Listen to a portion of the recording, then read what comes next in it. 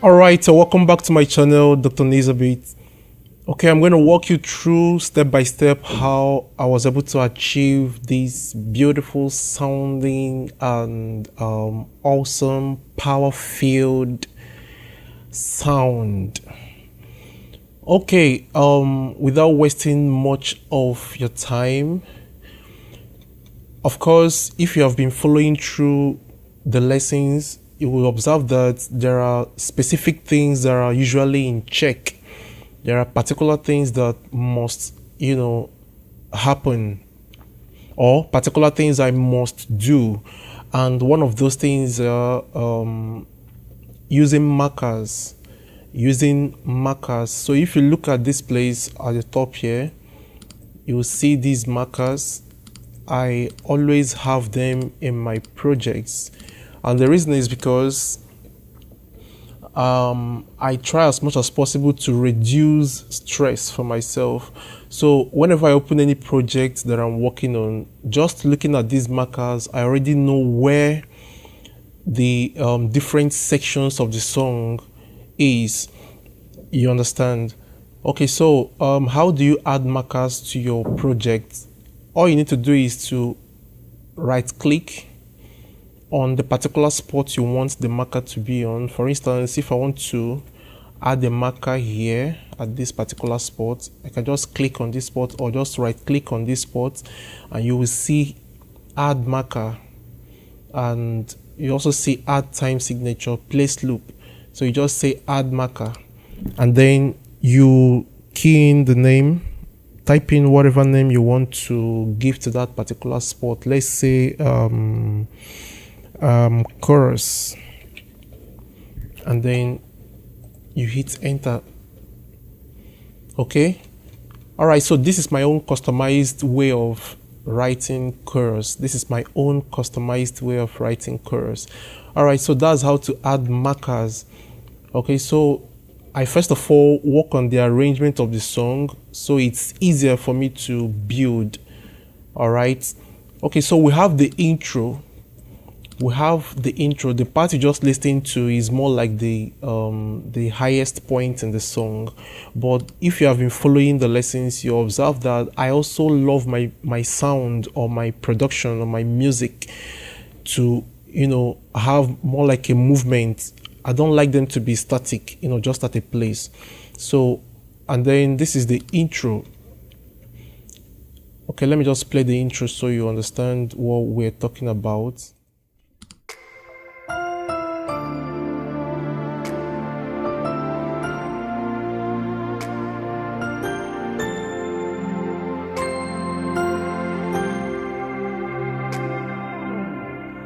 Okay, so usually I love my intro to be catchy. I love it to be attractive. I love it to, have this kind of magnetic force. So once you're just listening to the intro alone, you're already eager to know what the next part of the song is going to talk about. So what elements did I use? First of all, I have this loop that I built. This is a loop. Anyway, I've already converted the loop to one wave. Okay, I already created this loop some time ago, so I just bounced it down to a wave. All right, so this is what the loop sounds like. Can you hear that?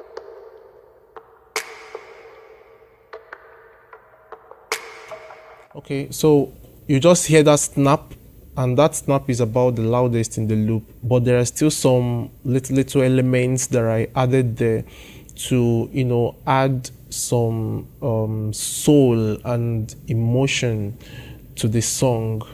Okay, the next is the pad.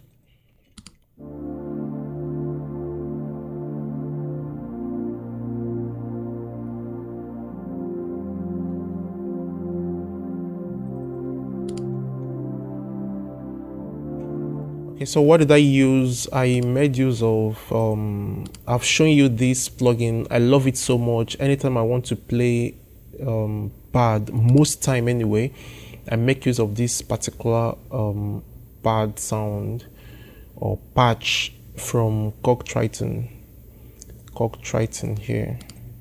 Okay, I always make use of that. So how do you get it? Once you just open up your Triton, you go to combination.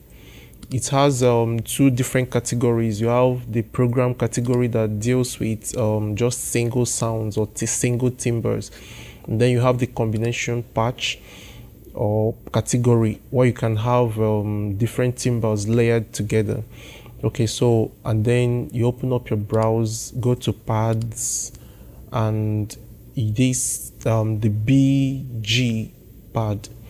Okay, all right, so that's what I used, and sometimes I make little modification to it anyway, but then this is basically what you will get when you select that pad. That's basically what you will get.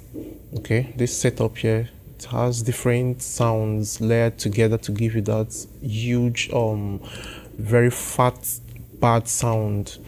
Okay, and then of course the way you make use of your sounds also matters a lot. The way you make use of your sound also matters a lot. So whenever I'm producing, I'm already thinking about the mix. So every element I'm introducing into the song, I already have, you know, this the area I want it to fill up for me in the frequency spectrum. Okay, so the next thing I used is a bell. Okay.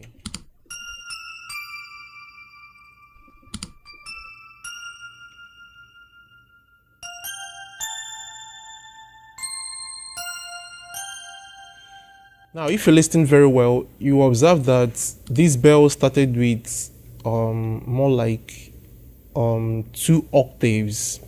You have the first octave here, you have another higher octave here, and then when it got to this point, I had to also add the third octave. Okay, so you have now 3, 1, 2, and then 3.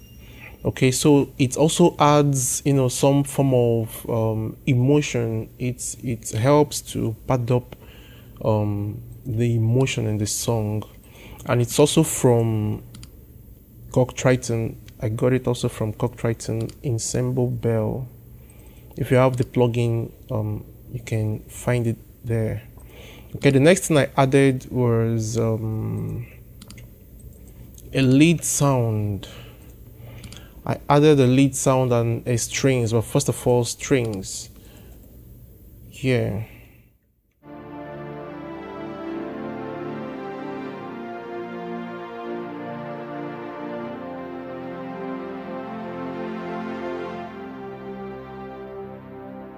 All right, did you observe something there? At this point, the strings were very, you know, active, but towards the ending, of course, I know that the lead vocal is going to come in at that end point there. That's where the lead vocal is going to start the verse. So I made use of my velocity to sort of calm it down at that point. I always tell you, whatever you're doing, make sure you make room for your lead instrument. And the lead instrument can be anything. It can be a musical instrument. It can be a vocal. So whatever it is, make sure you make the room for the lead instrument. Okay, and I got this from Nexus 2, from this expansion dance orchestra. All right. Okay, the next thing I added there was this lead, synth lead.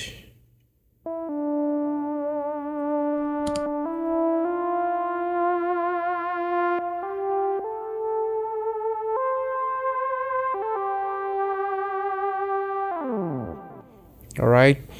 Okay, so that's also from Triton, and with the help of the modulation wheel, you can hear the modulated sound.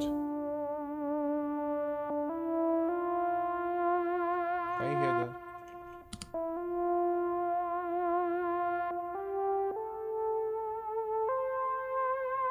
that? Okay, so I've already shown you that in the previous lessons, and okay, the next thing that we added there, we have more like a transition sound, a sound, you know, to help us introduce the song. Okay, and I used this.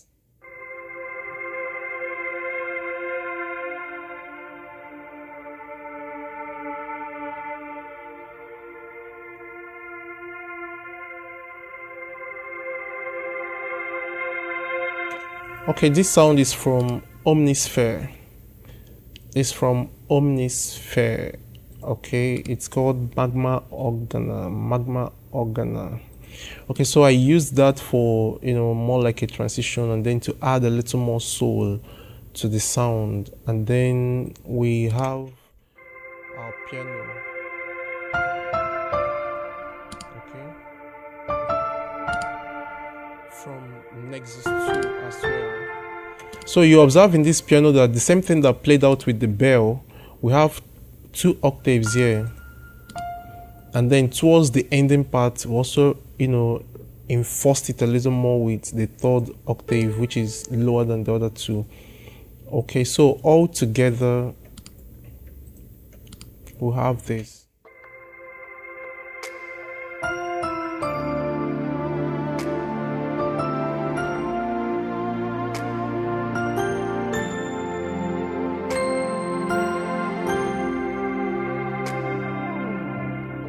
Okay, so while creating my intro, I usually like to think about the song generally. Sometimes I create the intro first. Sometimes I leave the intro. If it is not forthcoming, I leave it and then probably wait to get inspired by the rest of the song and then come back to the intro later. Because paying attention to the intro section is very, very important, because that's basically the first thing the listener is going to meet in the song. So if you don't pay good attention to it, someone might just get knocked off just at the intro. But then when you do something that is so much inviting, something that is attractive, that has this kind of magnet. Okay, so once the person is listening already, the person can't wait to, listen to what the next part of the song is going to say. So after this intro, we had to bring everything down with just the pad and the piano.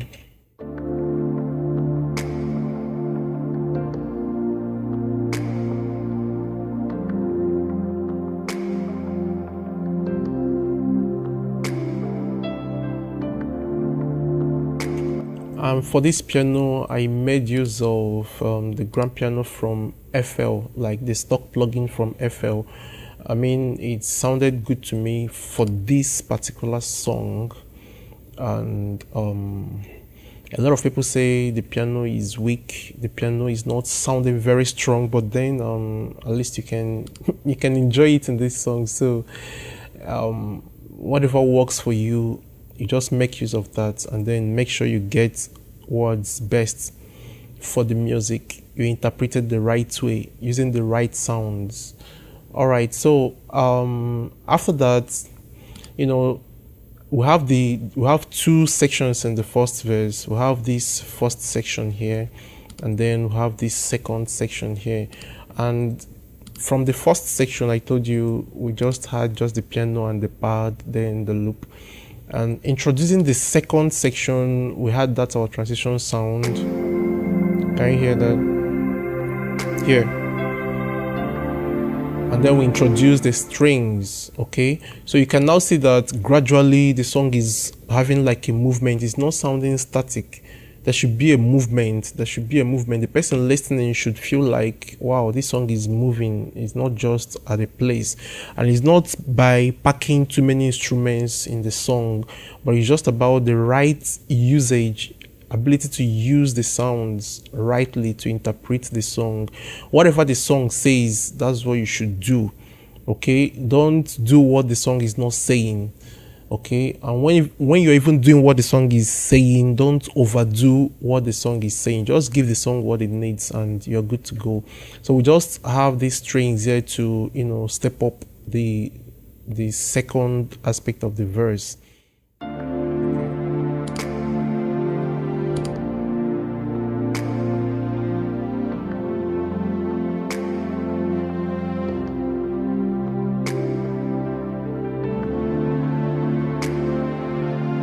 Alright, so from there we now entered the chorus, and going into the chorus, wow, the chorus sounds very big, man. Whew. Okay, we have some different transition elements to introduce the big chorus, because I needed the chorus to sound as big as this because the song is quite short. And so we have our transition element here. We have our transition element, this, and then we have like a cymbal, like a swell cymbal here. And then to reinforce that transition, we also had this kind of wind reverb stuff, you know, more like how do you put it now, you know, this is just like you changing the what's it called, you reverse the sound, okay. Instead of coming direct from beginning and then fade out, it's coming from the faded point into the loud aspect of the sample or the sound. Okay, so this is it together with the cymbal. Okay, and then we have our, of course, the transition element, and then we have this other sound here. We have this sound I like so much because it also adds some level of soul and emotion to the song.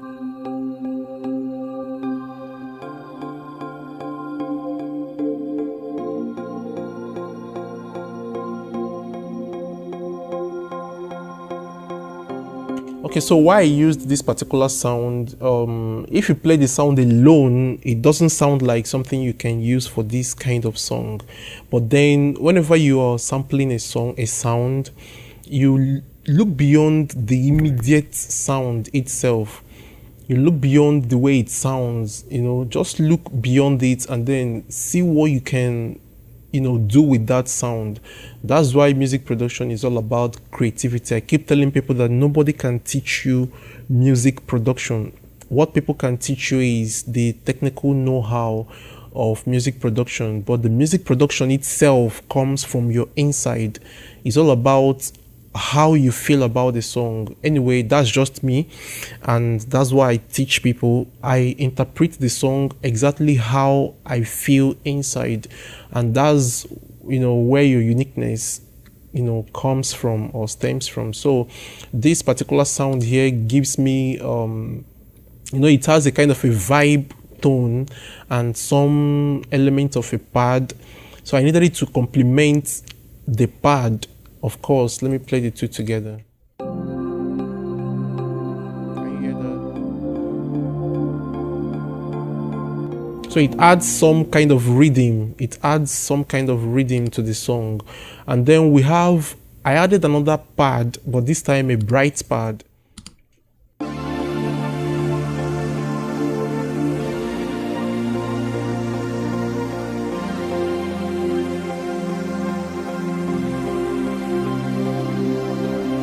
Alright, I got this sound from Omnisphere as well, and then I also added of course our strings, but this time around the movement of the strings, you know, has to change, and then the octave too.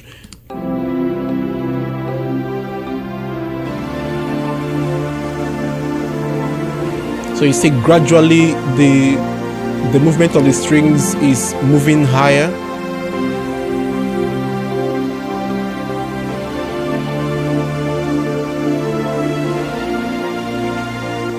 Okay, and then the next thing we have there is our guitars. I have a clean guitar.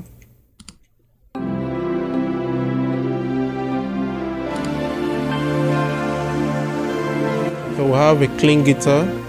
Let me play that alone.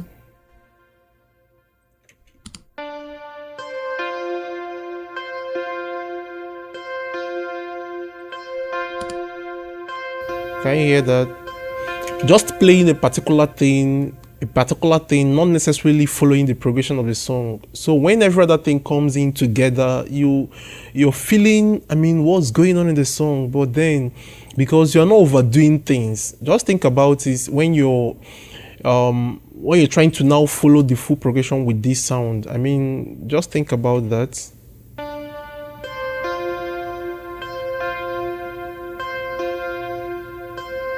Just playing the same thing, but then when other elements in the song comes in, you would appreciate, you know, what the sound is actually doing.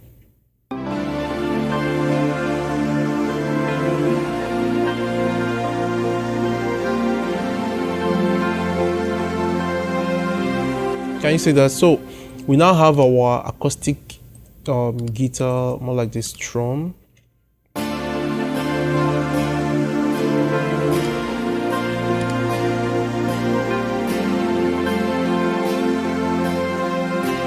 So we use the real guitar Music Lab, you know, real guitar from Music Lab, and then we have some presets here. When you just click on this drop down arrow here, we have a lot of presets to use, and for this particular purpose I used the acoustic steel 2 doubling. Okay, all right, so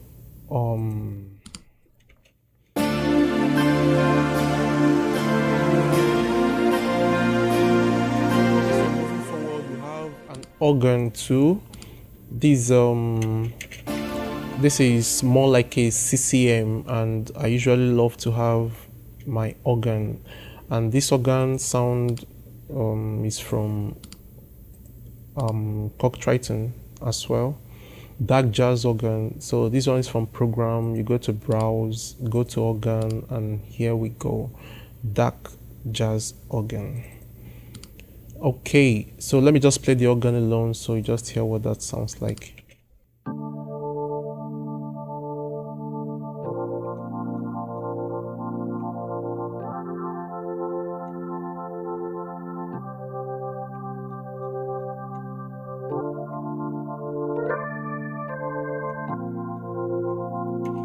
Okay, so, and then moving forward,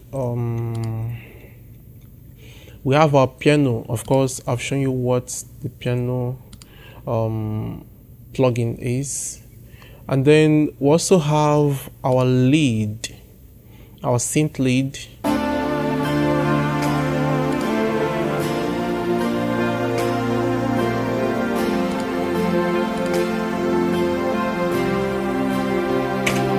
Okay, now to have the real structure, like the bones of the music, we have our drums and the bass.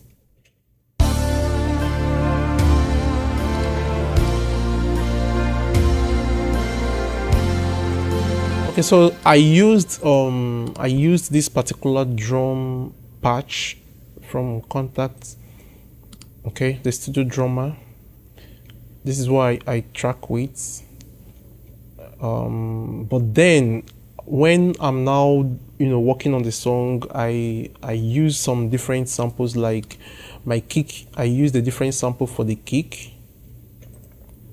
This is my kick sample. I used a different kick sample. It's not like the kick here doesn't sound good, but okay. So, okay, but then I love this kick sample here. I love the kick sample. Then also I use the different hi-hats, because sometimes I separate I separate my drum kits and then rebalance them the way I want it to feel, you know, to me. So I used this stock plugin from FPC. Okay, I used FPC for my hi-hats. I just like the way it sounds. And then my snare is from this same studio drummer. My toms from studio drummer. Then the cymbals also from studio drummer. So what you do is when you are done playing your drums, I love to play my drums real time in songs like this so that it sounds real, like it sounds live. Okay, so when you're done, you just make a copy the same, just copy what you've played, copy them onto all of these, like your different samples or whatever VST you want to use for your drums, and then you remove every other thing and leave the particular element you want for that particular track. Do you understand what I mean? Like, I copied everything here and then removed every other thing, leaving the kick only, so that I can mix the kick sound the way I want. The same thing with the hi-hats, the same thing with the snare, the same thing with the toms. Okay, you can see the rest of the toms, and the same thing with my cymbals. So you can see it's not just one cymbal. Okay, these are all different shades of the cymbals. You have the splash, okay, the ride bell, and the crash and all of that, the left and right crash and all that. So you have to make use of these things, else there will be no life in the song. I mean, the song will just sound kind of mono and sound so automated. Okay, all right, so that's exactly what gave birth to our chorus. All right, so let me play a little from the verse and then introduce the chorus.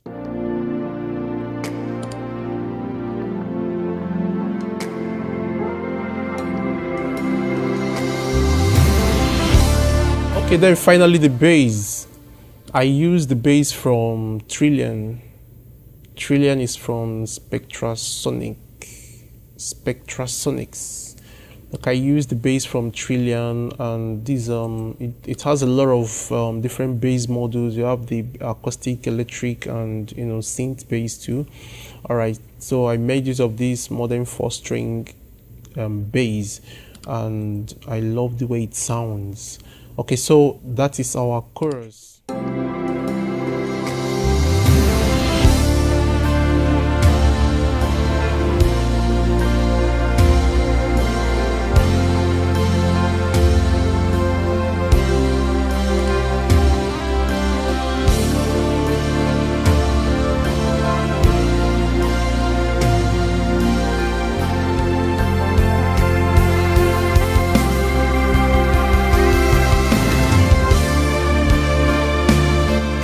Alright, so if you observe, you see that the approach of the drums also matters a lot, because when we talk about the song having a movement and also growing, your approach should also matter. So if the drums is coming full here at this point, coming fully active, so what is going to happen at this section of the song when you get here? Okay, so when you now observe what I did here, we just had the just about the, let's see, just the kick, the cymbals, and your floor tone. Can you hear that? And then when we got to this point, we now introduced like the snare. Okay.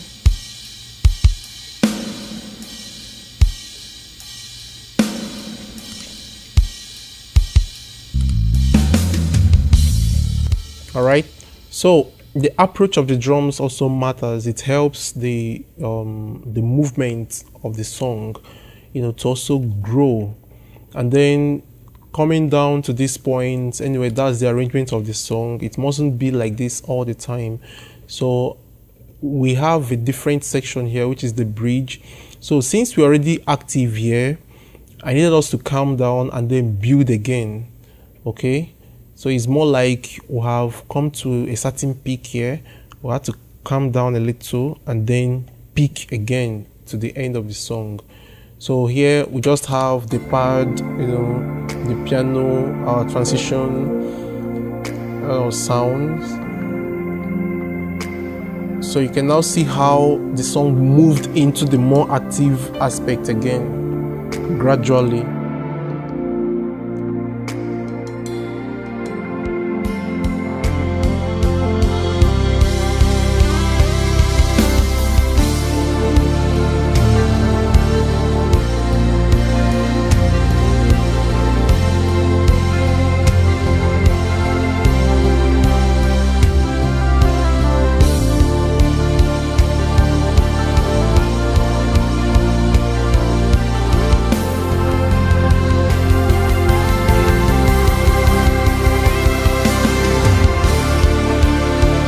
Okay, so now you can see how we opened up into this, highest, section of the song. This is how we now opened up with the help of our transition elements, with the help of the transition elements, with the help of the swelling cymbals, and also playing around with different octaves of our strings.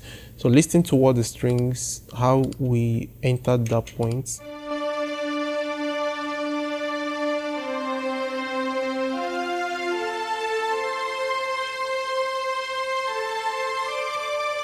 Can you see that?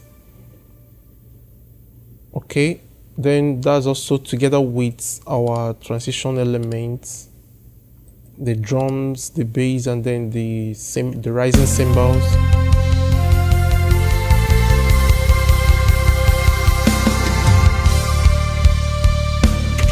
Can you see that? Okay, so that's what gave birth to, this high point of the song. And then we had some syncopations in between just to add a little more flavor to the song.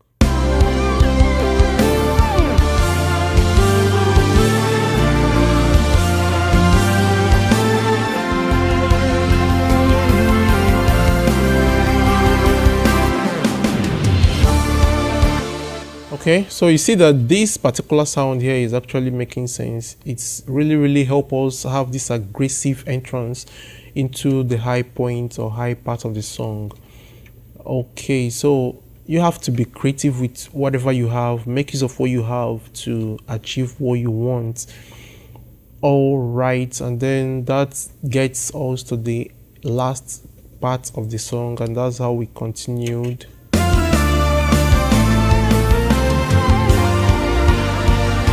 And of course, the syncopation must also match what the song is saying. Okay, so you don't need to just for the sake of having a syncopation, you're just playing whatever you want. I mean, it has to be something that should really not disconnect the listener.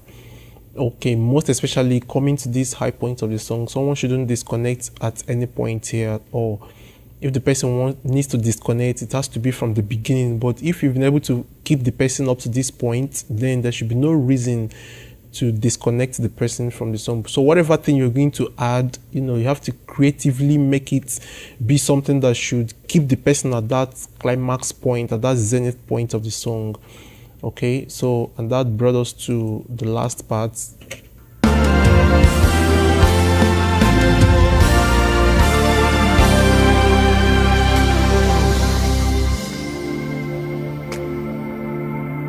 So at this point, we're signing out.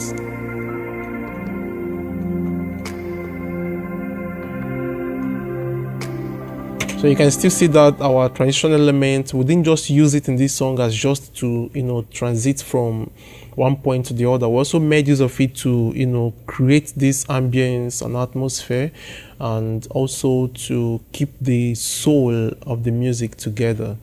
Okay, so if you've been able to stay up to this point, it means you found value in this tutorial, how I produced this particular song. And I think it would be nice if you can like the video, subscribe, drop your questions in the comment section, and also share so other people can find this value too. Thank you so much, and see you in the next video. God bless you.